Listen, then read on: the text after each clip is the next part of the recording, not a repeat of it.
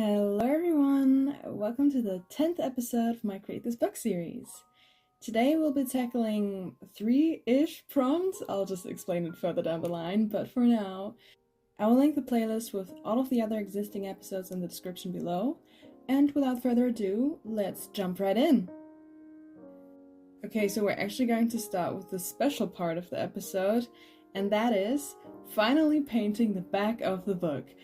I know, very out of the box for me, but regardless, we're just gonna jump right in and give this back a good coat of gesso, because that's the only way I was able to actually paint on the front of the book, because the book has this really like gummy texture almost, so I had to prime it twice with gesso. And while that dried, I actually went ahead in my sketchbook and sketched out some ideas that I had for the cover, but in the end, I decided to make it sort of matching with the front of the cover, so if you actually were to open the book, but like reverse, and you could see the front and the back at the same time, they would make sort of like a picture.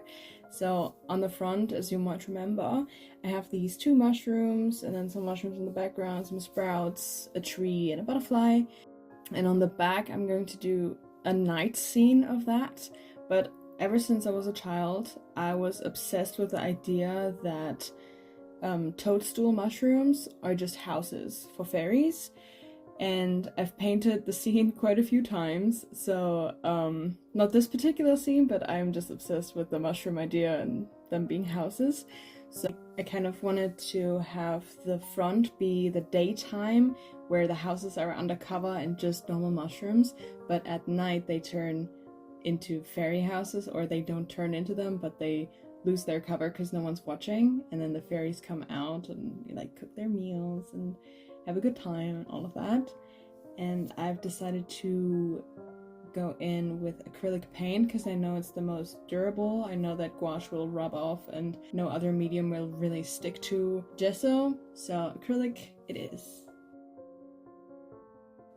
The rendering of the houses was honestly really tedious, so let's just skip over that just a little bit, so I'll spare you the headache that it was for me.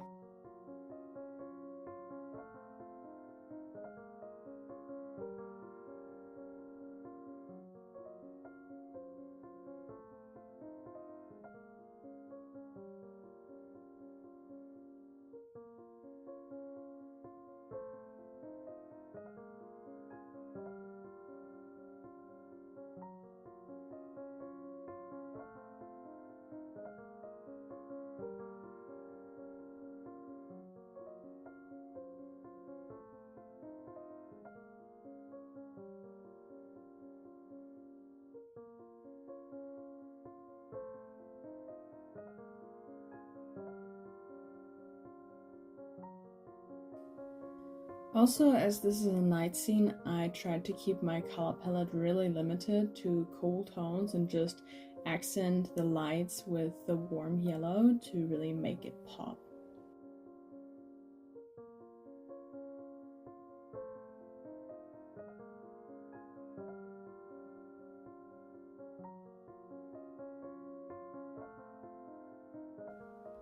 And also, we can't forget some sparkles, because, you know, we love sparkles here. But yeah, hopefully at last you'll see my little vision when I open up the book at the end, even though it's just a short clip, but I'm really happy with how this came out. And let's actually do the first prompt of this week. It says, create a fantasy home. Design a home in fill with fantasy location. And in my case, I chose Hobbiton. Now, I think I've already established how much of a Middle-earth fan I am, but just to emphasize it even more, I'm just going to create my own hobbit hole, because I'm just obsessed. That's all I'm gonna say. This page, however, came with such a huge mental pressure for me, because I wanted to make it perfect, because, you know, I love the place and I want to make it as much me as I can. And I was fortunate enough to actually go to New Zealand last year and visit Hobbiton, like where they actually built the movie set and kept it there, and now you can actually visit it, and it was so much fun. Oh my god, it was so cool! but I took tons of pictures of all of the other hobbit holes and kind of took a little bit of inspiration from every home, because there's, you know, not only like back end, like Bilbo's home, but also like I've learned that the hobbits actually design their homes or get their home design based on what they do for a living. So for example, there was a beekeeper who had like honey and stuff, or a woodworker who had wood and an axe and all of that, or somebody that did fishing by the lake. They had a little fishing rope and all of that. It was so cute. So I tried to make my home a home for an artist, obviously. But in doing so, I also wanted to make it perfect. So it was a bit of a struggle, especially with the perspective that I had chosen to put in, like the table and the shelf with all of the art materials. It took me some tries. Again, I used my sketchbook to make a previous sketch and then kind of went off of that, but still it was a bit of a struggle because in the actual Hobbiton village in person there was no artist hobbit, which is, you know, rude. I did not feel represented, but it's fine. We're just gonna imagine it.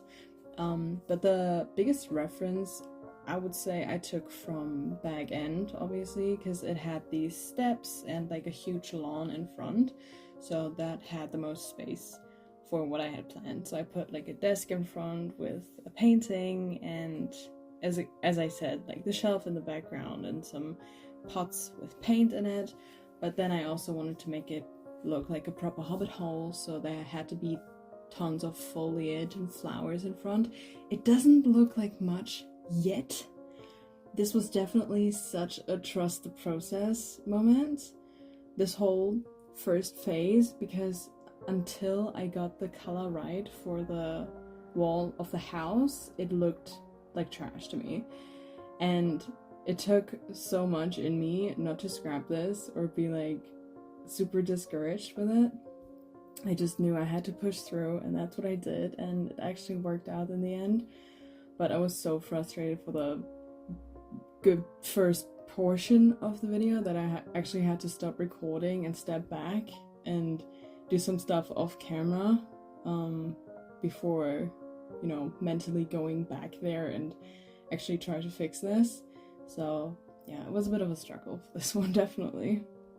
But yeah, again, as I said, it really comes together with me painting the facade of the house like a more beige tone, and then also adding in and rendering the flowers.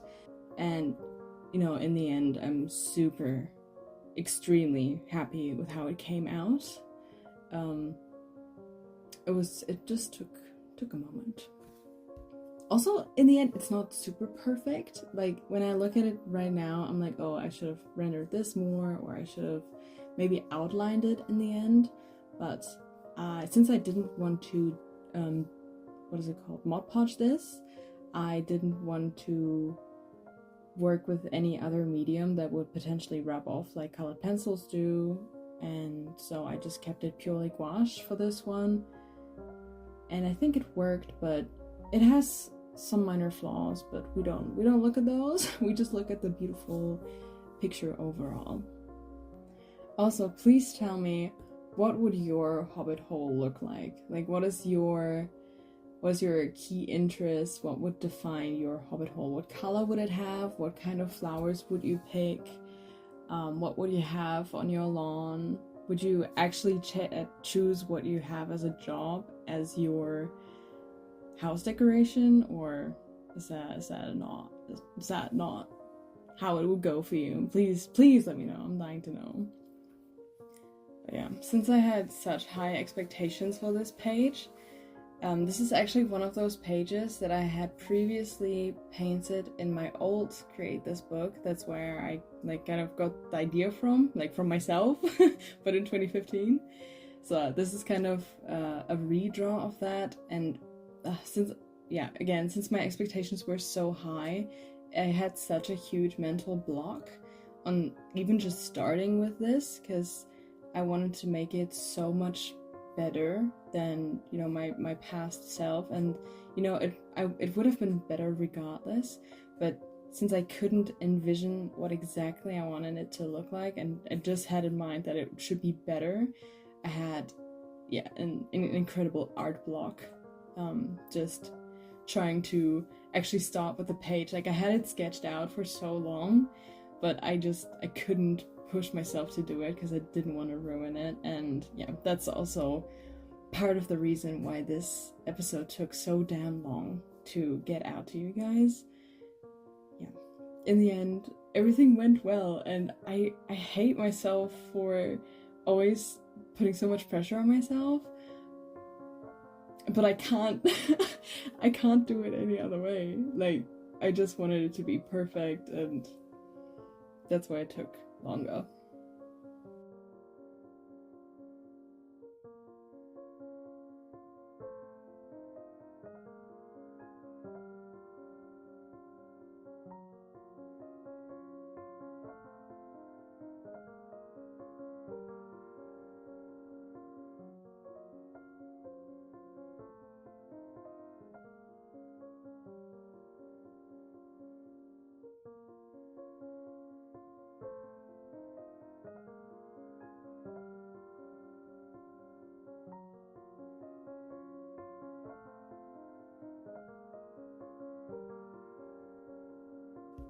But yeah, with me painting this picket fence and signing the page, I think we're almost done here. So let's move on to the final page for this episode. I know it's not a lot, but at least I'm pushing out something. The last page says, create a page of quotes. Fill this page with inspirational quotes. I did not have multiple quotes, but there's one quote that has stuck to me ever since I read ACOTAR, and I know I just keep talking about this book series. I've read many books since then, but it's one of my favorite quotes, and it says, "To the stars who listen and to the dreams that are answered." And in ACOTAR there's this place, and it is below this huge mountain range, and it has 3 peaks, and atop of each peak there's a star in the sky, and that's like a big important place in that series, and that's where that quote kind of came from the dude that actually lives there.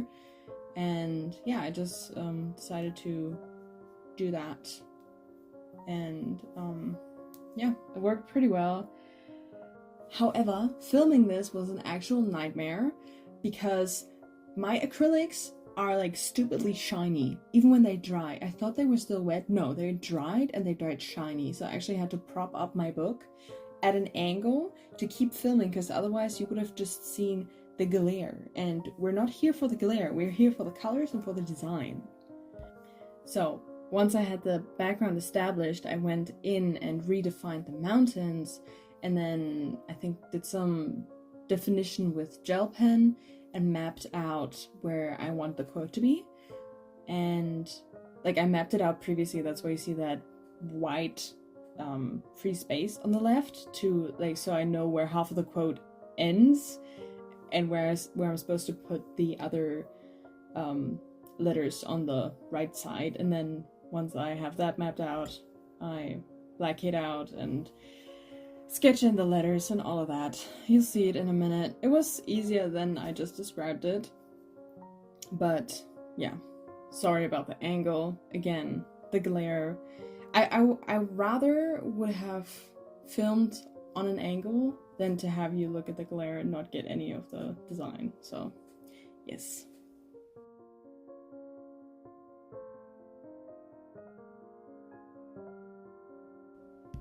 But overall, this was quite easy since I already had picked out my quote, and I am happy with how it came out. Again, it even made it to the thumbnail. So yeah, it was quick and easy, and I love that.